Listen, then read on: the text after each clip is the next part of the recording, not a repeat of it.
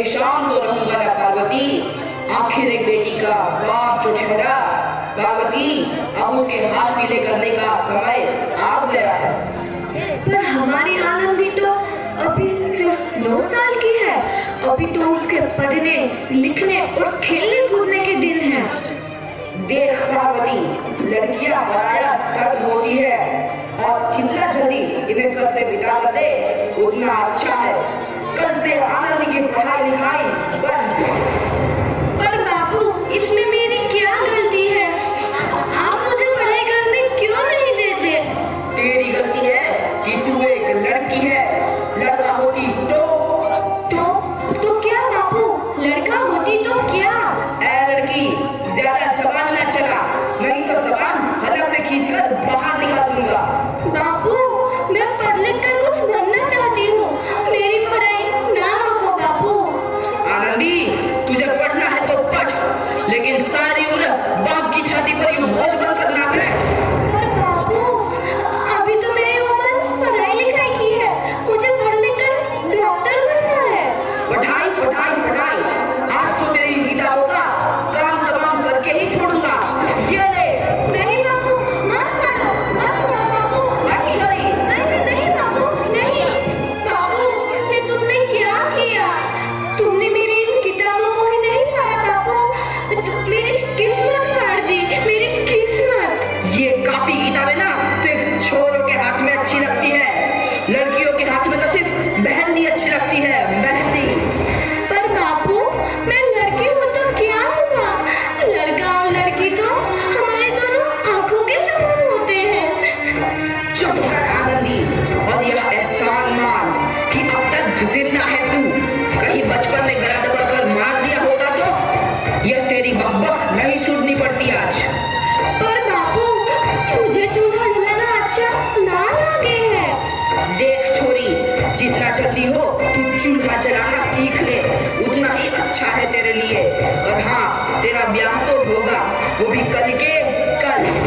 अगला जीवन है तुम्हारी यह कहानी। आंचल में है दूध और आंखों में है पानी। मुझे माफ कर दे बेटी, तेरे बापू के जिद के आगे मेरी एक न चलेगी। माफ कर दे बेटी, मुझे माफ कर दे। इस प्रकार मात्र 9 वर्ष की छोटी उम्र में आनंदी का विवाह गोपाल राव जोशी से हो गया। बाल विवाह एक सामाजिक कुरीति है और इस कुप्रथा का शिकार होना पड़ा आनंदी को। 5 वर्ष बाद आनंदी 14 साल की हो गई है। उसके घर एक शिशु ने जन्म लिया है। देखते हैं आगे क्या हुआ। देखिए ना, इसे क्या हो गया है? इसका माथा तो अंगार की तरह तप रहा है। इसे तो बहुत तेज बुखार है। आप बिना कुछ भी बोलते हैं, दीजिए मुझे। माधव, जल्दी से वैद्य जी को बुला के लाओ। जी, अभी बुला के लाता हूँ। ये तुम क्या कर रही हो आनंदी? भगवान की विभूति लगा रही हूँ। बस करो आनंदी, ये सब अंधविश्वास है। अरे आप यकीन तो कीजिए, भगवान की कृपा से इसका माथा ठंडा हो रहा है और बुखार भी उतर गया है ना बाबू? देखिए, दीजिए मुझे। उठो बाबू, आंखें खोलो, तुम्हें तुम्हारी माँ बुला रही है।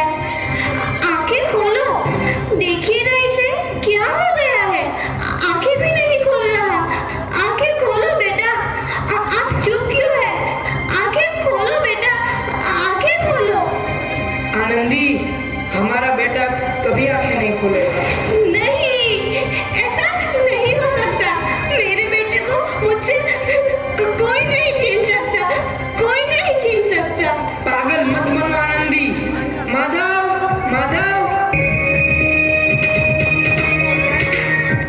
आनंदी, बंद करो ये पागलपन। भगवान ने मेरा बच्चा छीन लिया। भगवान ने नहीं, तुम्हारी अशिक्षा और अंधविश्वास ने तुम्हारा बच्चा छीना है। अगर तुम पढ़ी लिखी होती तो आज हमारा शिशु जीवित होता। तुम अनपढ़ थी आनंदी, अनपढ़। नहीं, अब मैं अनपढ़ नहीं रहूंगी मैं अनपढ़। मैं पढ़ूंगी ताकि कल किसी और आनंदी को इलाज के अभाव में अपना बच्चा ना खोना पड़े। शाबाश शाबाश आनंदी, और यही तुम्हारे अपराध के लिए प्रायश्चित भी है।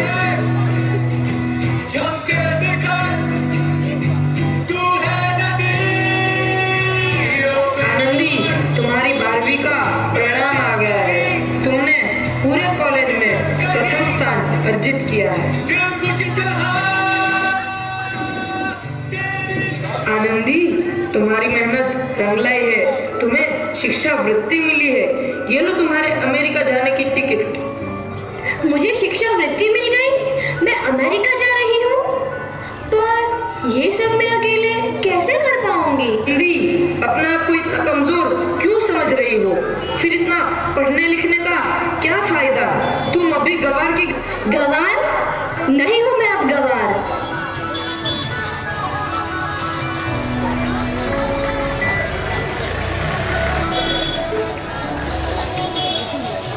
तो इस प्रकार 7 अप्रैल 1883 को आनंदी अमेरिका के पेंसिल्वेनिया के लिए रवाना हुई और 3 साल बाद उन्होंने डॉक्टर ऑफ मेडिसिन की उपाधि प्राप्त कर ली।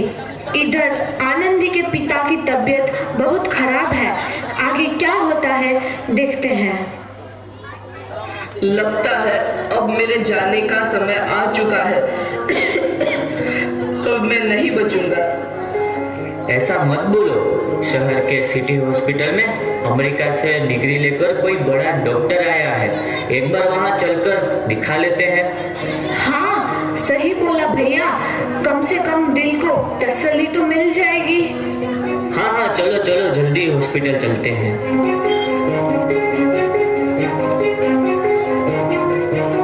इस मरीज की हालत तो बहुत ही खराब है।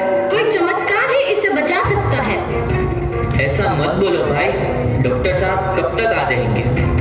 लो आ गई डॉक्टर मैडम। डॉक्टर मैडम, जल्दी देखिए, मरीज की हालत बहुत ही खराब है।